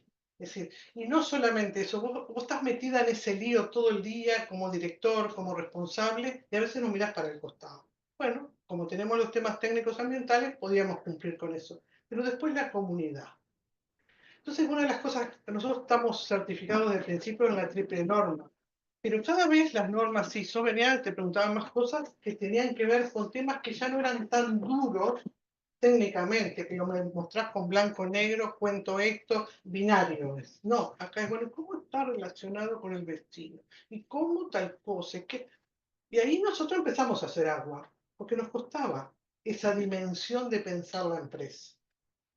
Entonces ahí contratamos 2 asesoras, alguien que está trabajando en el ministerio, que es Chiara, y Porqueto, y contratamos a alguien que venía de Conaprole con experiencia en el informe GRI. Claro, nos empezaron a mostrar otro mundo muy interesante,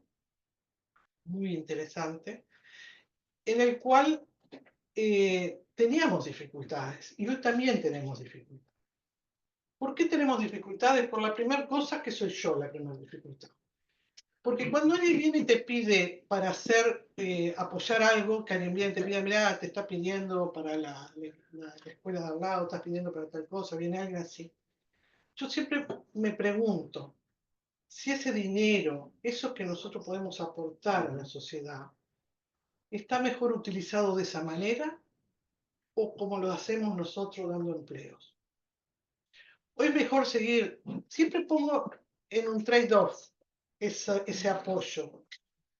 ¿Me explico? Es decir, porque también hay que tener cuidado a quién uno apoya, a cómo uno, hacia qué lado van las cosas. Es decir, soy un poco temerosa de, así como te puedes meter en un lío ambiental, meterte en un lío de otra cosa. Entonces, en el caso de los apoyos, apoyamos mucho a la comunidad, tratamos a través de ONGs de trabajar, como Repapel, como Mimochi, como otras tantas, pero hemos encontrado en el grupo de Cirineos algo que nos representa. Entonces apoyamos mucho a Cirineos, ya sea regalándoles todo el nylon, por decir algo que son toneladas que generamos nosotros, para que ellos lo reciclen. Pero también aportamos, ya sea para una casa, ya sea para darle un contenedor a una familia y sacarla de un rancho que no tiene siquiera... Y eso ahí nos sentimos más representados, ¿tá? Pero esa parte es difícil, que yo lo quiero ver. Y además es difícil, les voy a contar una cosa que pasó, que creo que ustedes más o menos lo comentaron, que con esto de las redes y todo lo demás, todo está tan interactuado. Un día yo estaba por dar una charla en la Asociación de Ingenieros y estaba exultante de contenta que habíamos comprado la primera camioneta eléctrica. Huella de carbono, tal cosa. Estaba encantada.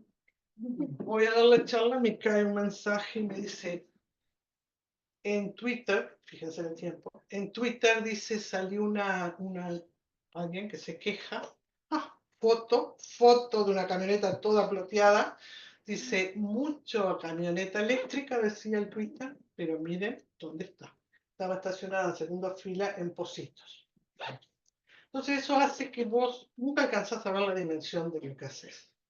Y nosotros estábamos encantados que no estábamos contaminando en Pocitos, pero estábamos molestando a la comunidad parados en doble fila entregando un pedido.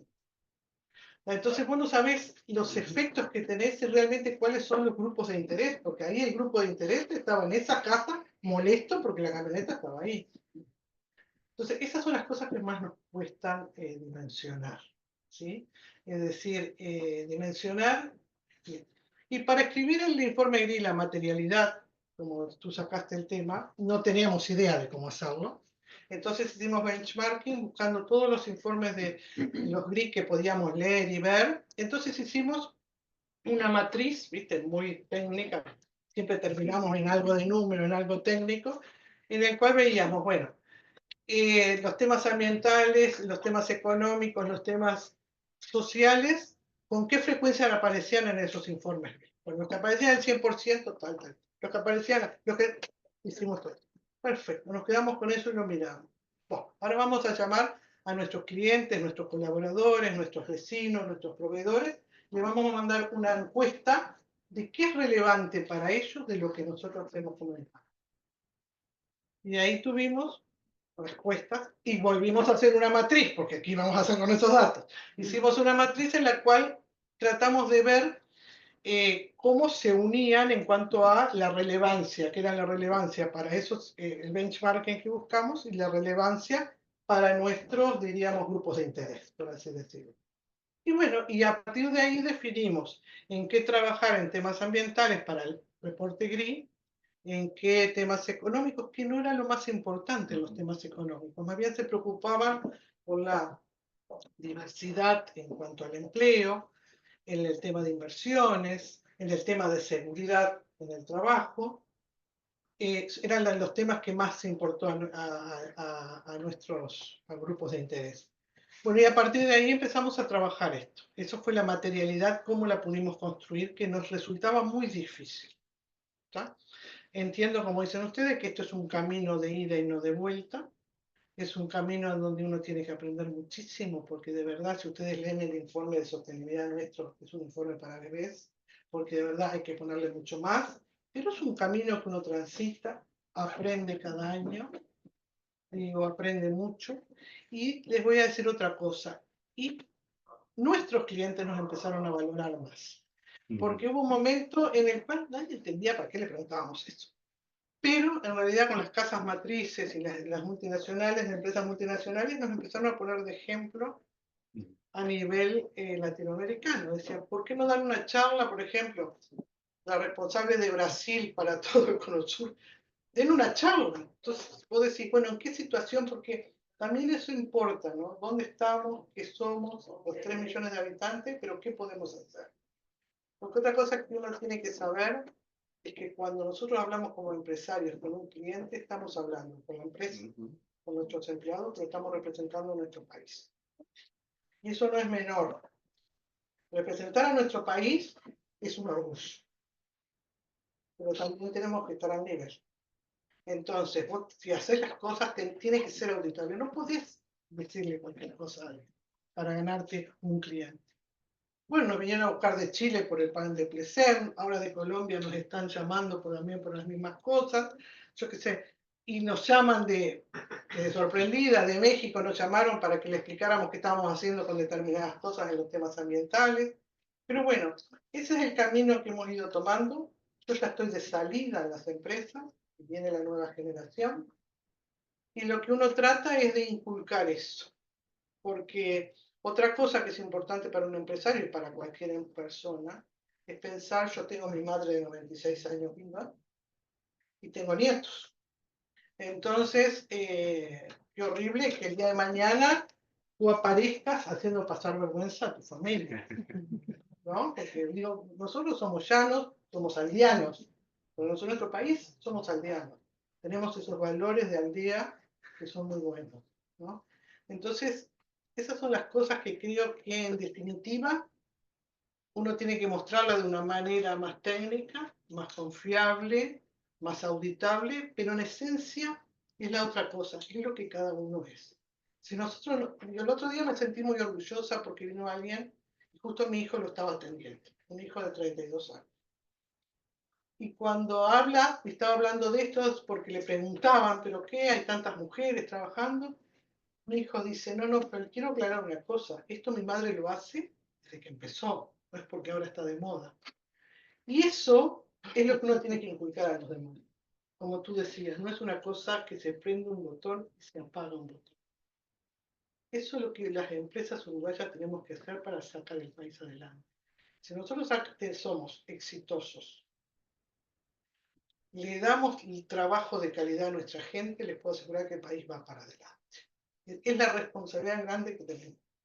Muchas gracias Alicia. Yo te iba a hacer algunas preguntas, pero ya... no, pero mejor, porque ya contaste todo el proceso, cómo empezaron, el porqué, los aprendizajes, las experiencias, así que muchas gracias por compartir con nosotros esas experiencias a lo largo de este proceso, y bueno, te felicito porque ya vemos que lo hacen desde el principio, ¿no? No porque está de moda, y yo soy una apasionada y digo que aspiro, ¿no? Que la sostenibilidad no esté de moda, ¿no? Que no sea algo que se vaya, sino que haya venido para quedarse. Y bueno, terminamos con el panel con Ana Gabrieli, quien es contadora pública, con más de 15 años de experiencia en auditoría externa, interna y consultoría administrativa en empresas de diversos sectores. Se ha especializado en ayudar a pequeñas y medianas empresas a acercarse de manera amigable a la gestión de riesgos, generando procesos de establecimiento de estrategia, teniendo en cuenta todos los aspectos de su impacto. Se desempeña en el área de consultoría de estrategias y reportes de sostenibilidad, en contacto permanente con las oficinas en los diversos países, y también participa activamente en los grupos de control de calidad ISG de firmas miembros de HUI. Y algo muy importante, también es egresada de la certificación de reporte. Eso lo tenemos que mencionar. Y bueno, Ana, si me permites, te quiero preguntar, aprovechando tu participación en esta noche, ¿qué te motivó a cursar la certificación de reporte de sostenibilidad y qué experiencias te aportó para tu desarrollo profesional? Bueno, en realidad el tema de sostenibilidad, bueno, primero gracias a la certificación, gracias a la facultad por esto y por mucho más, y gracias a todos por estar acá, porque estos temas nos mueven. A mí la sostenibilidad me interesa desde la época de estudiante. Mi monografía incluyó el reporte GRI, que en ese momento estaba recién empezando, no voy a decir el año. Y bueno, y en realidad cuando todo ese tema lo fui viendo desarrollándose muy de a poquito en nuestras empresas clientes, digamos, y viendo cómo se iba generando. Y bueno, cuando vi la certificación, no la vi el primer año, la hice en la segunda edición. Y bueno, y lo que me dio la certificación fue encontrar eso de la visión global, que yo venía con una visión más del exterior, bueno, de GRI, de qué se estaba haciendo en el resto del mundo, a bajarlo, a compartirlo con mis compañeros de ese momento, que eran de varias profesiones, no todos contadores, y entonces ver toda la gama, porque la certificación es muy completa en cuanto a los estándares, a otras cuestiones que hacen, bueno, todas las definiciones, todas las normativas, cómo nos vamos acercando a ella. Tiene, los módulos son muy ordenados, te van acercando a esos modelos más sofisticados de reporte final. Y entonces compartir de forma interdisciplinaria eso creo que también es algo que aporta esta certificación, o sea que hay gente de todos los palos.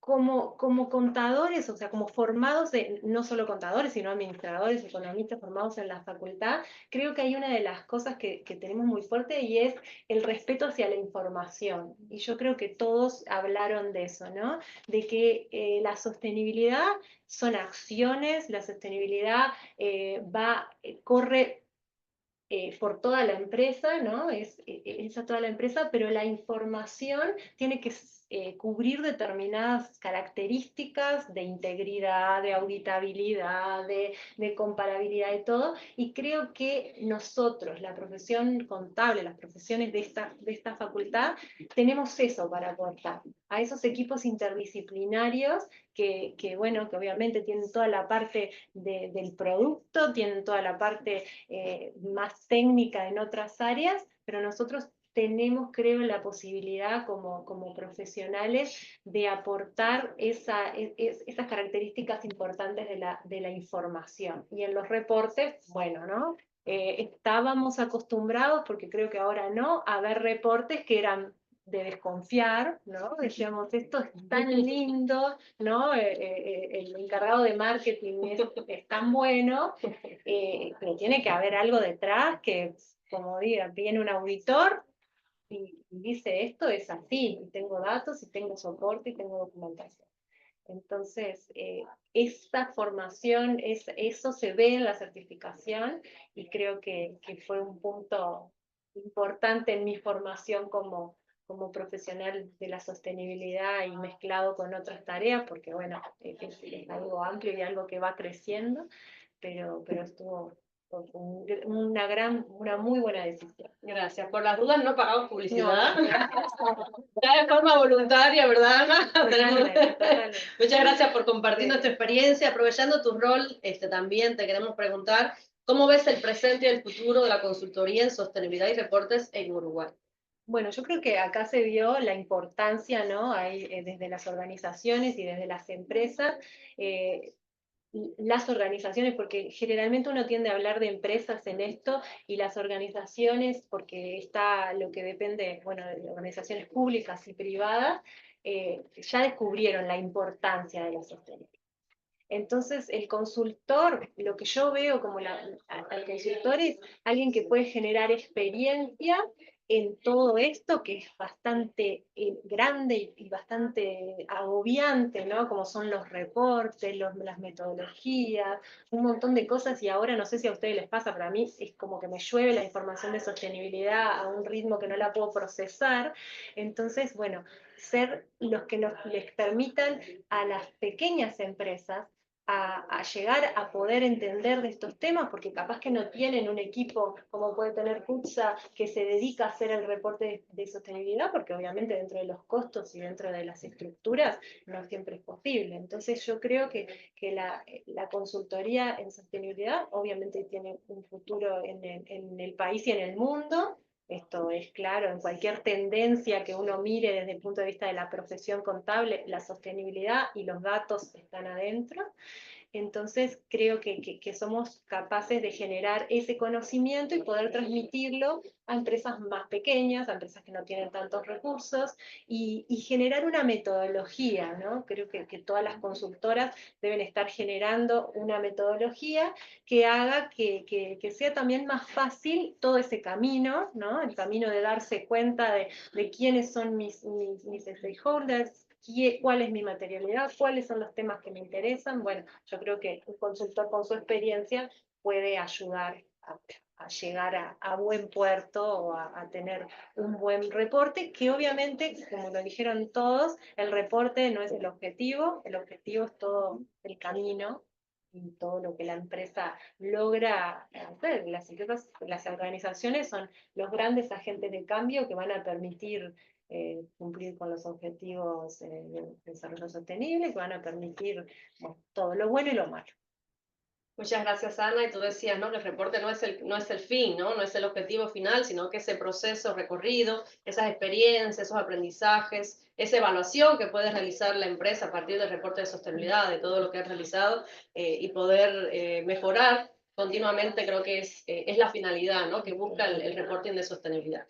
Y bueno, para terminar, muchas gracias a los panelistas. Queríamos saber si ahora abrir un espacio de preguntas, si alguien de los que están acá presentes o por Zoom quieren aprovechar que tenemos acá panelistas de distintos sectores que nos pueden compartir sus experiencias. Si alguien se anima a hacer alguna pregunta o algún comentario también puede ser, no tiene por qué ser pregunta, ¿verdad? Tenemos una de Zoom. En el Zoom, bueno. Carlos Benedetti dice, solo hay 2 empresas BIC, según AIN, cuando en sistemas B aparecen certificadas 115 localizadas en Uruguay. Y pregunta, ¿la ley BIC es letra muerta por no tener incentivos adecuados y al mismo tiempo genera más requerimientos legales, como reporting, etcétera? Bueno, ya sabemos que los grupos de interés son complejos, ¿no? Pero haber invitado a Felipe del Sistema B era justamente para Puedo también... tener datos precisos. Sí. Las empresas B en Uruguay son 19 actualmente. No sé de dónde sale esa información. De hecho, todas las empresas B, cuando terminan el proceso, primero tienen que recertificar cada 3 años, o sea, esto tiene que volver a auditarse con una tercera parte. Esto para mí lo de los auditores externos es absolutamente fundamental porque, paréntesis, nos ayuda a que el proceso sea más sostenible. Porque muchas veces artesanalmente generamos el indicador, pero cuando viene alguien profesional y revisa cómo construimos el indicador, es lo que nos permite generar una mejor metodología que después sea apretar un botón y que el indicador aparezca, que reduce y hace más eficiente el proceso de reporte. Volviendo a lo que estaba diciendo, hay una web que se llama Find a B Corp o encontrar una B Corp, una empresa B, y ahí pueden encontrar todos los modelos de negocio que tienen hoy las empresas B. Las empresas B, cuando terminan el proceso de certificación, tienen que publicar ahí donde están sus impactos de forma pública. En Uruguay hay 19 empresas B y hay 33 empresas BIC. Este es un dato de hace 60 días. 70 días, o sea que está bastante actualizado. Justo quise ver si había algunas más de las que estaban en proceso, pero no pude traer esa actualización para hoy. La Auditoría Interna de la Nación no tiene todo el registro. Lamentablemente, aún en Uruguay, esto es un proceso que está en construcción, por lo cual hay algunas que están dentro de lo que son las sociedades anónimas, están dentro, pero hay otros que son, por ejemplo, los fideicomisos que están por fuera. Entonces, para construir el indicador de cuántas empresas BIC hoy hay que estar golpeando varias puertas en el Estado. Estamos trabajando para poder tener un indicador sencillo. Bueno, gracias Felipe, creo que sí que respondiste a la pregunta y bueno, es interesante ese dato, ¿no? Nosotros también en el observatorio estábamos también a la búsqueda de cuántas empresas BIC se habían registrado, creo que ese dato es interesante para Uruguay y seguramente que vamos a estar viendo los reportes de estas empresas, en algún momento van a estar publicados y ahí ya vamos a tener también otro dato, ¿no? En la medida que las empresas publican el reporte ya sabemos cuántas empresas BIC también están registradas en Uruguay. Creo que por acá había alguna pregunta, ¿no? Bueno, si no hay, sí. Voy a hacer un comentario, pero que no más que una pregunta, y tiene que ver un poco con el, pero aprovechando que está también el subsecretario, una cosa que siempre me llama la atención casi diariamente. No, tranquilo, no es solo un aporte, es solo un aporte, es solo un aporte. Claudio Barone. Sí. Busqué la cara por acá. No hay problema. Hace unos años tuve la oportunidad de estar en un seminario de DERES, donde de alguna manera se manejaron muchos de los temas, y uno de los temas era, que lo mencionaba, la naturaleza le hizo un packaging excepcional a la banana. Es la única fruta que tiene un packaging excepcional. Se puede comer con la mano, sin ensuciarse, etcétera, etcétera. Y todo el resto de los packaging tienen un error, decía la persona que lo manejaba. Y una de las cosas que me surgió, que tiene que ver con la industria del medicamento, es la cantidad de papel que tiramos en los prospectos. En todas las cajas, nadie lee un prospecto, invade la mitad o las 3/4 partes de una caja, y con un código QR en el cual ese prospecto esté registrado en el Ministerio de Salud Pública, hay unas toneladas de papel que podríamos no introducir. Entonces, a veces el comentario es muy simple, pero bueno, si hay caja de resonancia, ustedes que reciclan todos los residuos, capaz que hasta tienen números de cuánto de esto estoy hablando. Obviamente que no, porque la gente trae la caja, el plástico y el prospecto.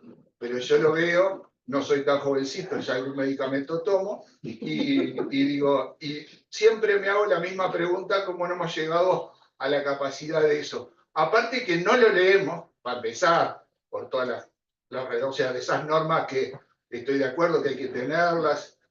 También sufrí problemas de cosas secundarias que estaban en el prospecto, pero por más que lo hubiera leído no lo iba a saber. Me lo dijo una autora, mirá, acá lo dice que podías tener este problema, pero más allá de eso, con un celular hoy, cualquier persona, y me dicen, no, las personas mayores no, le digo, las personas mayores tampoco leen el prospecto, digamos. Digo, ya no le da la vista, no le da la gana y hace tanto que lo toma. Entonces, de esas cosas que me parece que dentro de generar esto de la sostenibilidad, en definitiva también es un día a día que nos está dando. Ustedes decían del plástico, generando y no sé cuánto. Y después las otras, el otro tema que también tiene algo que ver con lo que mencionaba, es el tema de cuáles son mis socios sociales. Y el tema es que a veces en las empresas uruguayas se puede, en otras no se puede. Y cuando usted menciona Sireneos, por ejemplo, también le puede entrar otro grupo social que es el laicista, de por qué está apoyando a un cura católico que está haciendo una cosa. Y en definitiva, creo que en definitiva lo que uno se debe mirar, y el otro día lo mencionaba recordando, que el problema que le pasó con la camioneta fue el problema del César. No solo hay que serlo, también hay que parecerlo. Nada más que esa reflexión, perdón. Respecto a los prospectos, cuando las multi tienen unos prospectos inmensos que de verdad yo no los puedo leer porque no los veo, tengo con una lupa. Las nacionales tienen menos, es ley poner la información relevante, ¿sí? Y en el caso de medicamentos que vienen, por ejemplo, de la Unión Europea, Así es obligación el análisis ambiental del packaging que se debe poner. Y aún así no le sacan el prospecto por otros temas legales, porque es como el otro día que estábamos discutiendo en una reunión, digo, si se pusiesen de acuerdo, ¿no? Es decir, como que el Ministerio de Ambiente se ponga de acuerdo con Salud Pública y que se con Economía. A veces eso no pasa. Con el QR se solucionan miles de cosas, como dice usted, la trazabilidad de un paquete, de lo que sea. Pero eso es ley en este país. Es ley No, yo sé que es ley. pero sabe que trae otros problemas, porque gracias a Dios nuestro país no tiene problemas ¿cómo es? No me sale de falsificación de medicamentos. De adulteraciones, sí, sí. Que en otros países existe. Y la falsificación de medicamentos es un negocio más importante que la droga. Y la falsificación de medicamentos normalmente se falsifican medicamentos caros. Entonces, ¿qué hacen? Tratan de robar el packaging de donde viene. Es decir, porque como las empresas se han tratado de proteger tanto con el packaging, que las cosas muy caras, ustedes ven que hay productos que ustedes van a comprar y tienen incluso algo de seguridad, que si usted lo levanta se rompe, va mirando que la caja tiene determinados códigos que pasan por máquinas y se ve si es eso o no es eso, lo mismo los prospectos. Entonces se roban de eso y envasan otro producto que, bueno, en el 2004, por ejemplo, una mujer embarazada en Argentina falleció con un producto de AstraZeneca, que fue muy famoso. En México pasa, bueno, no hablemos de lo que pasa en África, más del 50% de los medicamentos que se exportan a África son adulterados para el HIV. Entonces, nosotros cuando retiramos eso, la obligación que tenemos es moler el material de empaque. Es decir, moler, incluso cuando hacemos un reproceso en la empresa de valor agregado, se escuchan, se desescuchan, hay que moler el material de empaque para que no quede expuesto a otro tipo de manos. ¿Ah? Es decir, yo entiendo, pero a veces van... ¿no? Y bueno, en el caso de Plesen, el 70% de lo que recuperamos se incinera, porque el medicamento es un residuo especial. Todo aquel que tuvo el contacto, aquel envase primario que tuvo un contacto con el medicamento se debe incinerar. Y lo que, bueno, si hay algo de plástico, como alguna copita, alguna cuchara que no fue usada, se manda a reciclar, pero si no se muele, se debe incinerar. Y la cartulina y el papel, porque hay una cosa interesante, en los temas ambientales, vos para producir, el martes la discusión con alumnos de primer año del CLAE que nos invitaron a participar, fue muy interesante todo lo que hablaron de contaminación de medicamentos, que le pedí la presentación porque aprendí con los chiquilines y lo que pasa en este país, no saben la cantidad de información que sacaron. Preguntas que hacían de ese tipo, no me quiero perder, y les comentaba lo que hacíamos con cada cosa y que usted para que los residuos, en realidad, cada vez la gente clasifique más y tenga sentido, tiene que haber un comercio para eso. Hoy el PET, hoy usted no ve casi botellas de PET en el suelo porque tienen un valor. Las latitas también. Nosotros recorrimos pueblos de menos de 3.500 habitantes al norte del Río Negro con un plan que nos contrataron para eso, para ver qué hacían con los residuos y demás. Usted iba a los lugares donde se tira la basura, no había una botella de PET ni una latita, porque eso tenía un valor. Se vende, se va para Brasil en ese caso, ¿no? Pero en este caso la cartulina y el papel, nadie se lo compra. Entonces nosotros todo lo que es eso se lo donamos a Repapel, que es muy interesante donárselo, porque con eso ellos realmente ayudan a escuelas, ¿sí? Porque si lo venden, aquí nacen los maples para los huevos y para todo lo que sale de exportación de fruta. Entonces, nosotros se lo damos molido para que no se vea. Todo lo que es papel se lo regalamos. Somos la principal empresa, antes que los bancos, todavía somos la principal empresa que dona papel a Repapel. El año pasado creo que donamos más de 50 toneladas de papel, de estos que retiramos y molemos. En las universidades es importante para Repapel recoger todas esas cosas. Pero en los temas ambientales, Muchas si no, no gracias. termino de hablar. Gracias, ¿Puedo preguntar Alicia. una Felipe, cosita? sí. A mí, estas incoherencias las vemos Todo en el todas las industrias. Me parece que a nosotros hay una frase de la fundadora del sistema B en Uruguay que es el mundo no es sostenible por errores de diseño. Y me parece que eso o sea, necesitamos rediseñar el mundo. Es tan complejo que es demasiado abarcativo si uno lo mira así, es como que te congela. Creo que igualmente Uruguay, por esto que mencionaba, y por otro montón de componentes, tiene una oportunidad increíble de diferenciarse en el mundo por tener buenas prácticas y tener modelos de negocio con impacto positivo. Ahora, Leonardo hace un rato hablaba de los límites planetarios, ¿no? Hoy justo vimos una charla de un chileno que hablaba de los límites planetarios. El límite planetario, no voy a preguntarlo porque ya todos deben saber acá, en el 2024 se acabó lo que teníamos la naturaleza tenía para darnos en junio, ¿no? Traía el ejemplo este chileno, que en Chile se acaba en mayo. Uruguay es de los pocos países que agota sus límites planetarios recién en noviembre y diciembre. O sea, es un país con un marco contextual, un espíritu, una forma de hacer las cosas, un tipo de práctica, una institucionalidad y una reglamentación que le permite y tiene la mesa servida para capitalizar un montón de oportunidades para diferenciarse en estos temas de impacto. Pero me permito, totalmente de acuerdo.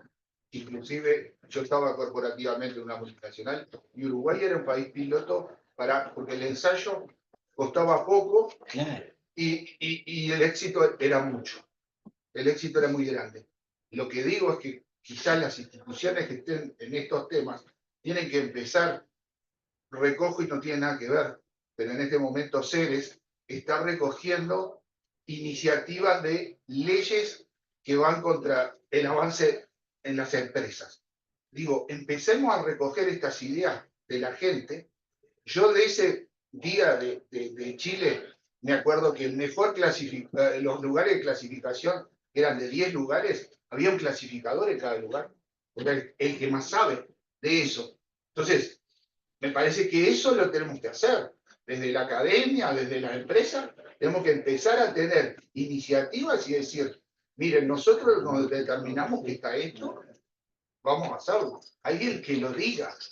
Muchas gracias, Claudio, por favor, para nada, yo para un poco respetar los tiempos también, pero gracias por tus comentarios. Creo que hay muchos desafíos, ¿no? Planteabas el tema de cómo con el código QR se puede evitar también el tema del uso de papel, pero también comentabas los temas legales, ¿no? Que es obligatorio. Entonces, hay muchas cuestiones y desafíos que las empresas están inmersas en todo eso, y cumplir con los requerimientos, los distintos grupos de interés también es complejo, ¿no? Pero bueno, por eso nos ha convocado este tema hoy. Y seguramente queda para mucho más, así que en otra oportunidad vamos a continuar intercambiando. Gracias a los panelistas por compartir su experiencia, gracias al decano y al subsecretario del Ministerio de Ambiente por esperar hasta el final y escuchar todos los intercambios. Y bueno, gracias a los que están por Zoom, a los que están acá presencial y los que se interesaron con el tema de los reportes de sostenibilidad. Los invitamos a que se acerquen a la propuesta de la certificación, que sin duda va a ser de beneficio para ustedes. Y bueno, ahora damos así por terminado este espacio. Los invitamos a un intercambio, un brindis en el hall de acá de nuestra facultad. Y bueno, los que están virtual, en alguna otra ocasión seguramente nos podrán acompañar. Bueno, muchas gracias a todos.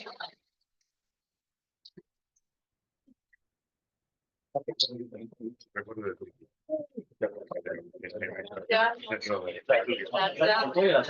Estamos la gente que lo que me decía. Tomamos una foto un momentito. Gracias,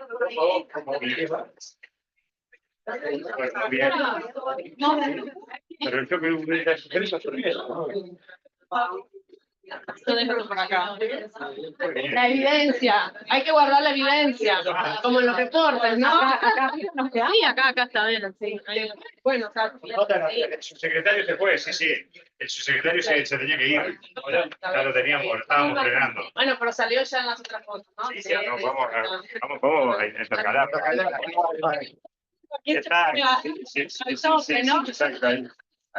Ahí entramos, perfecto. ¿A cuál cámara miramos? Bueno, un poquito cada una. Mira para acá. Por acá. Al pajarito.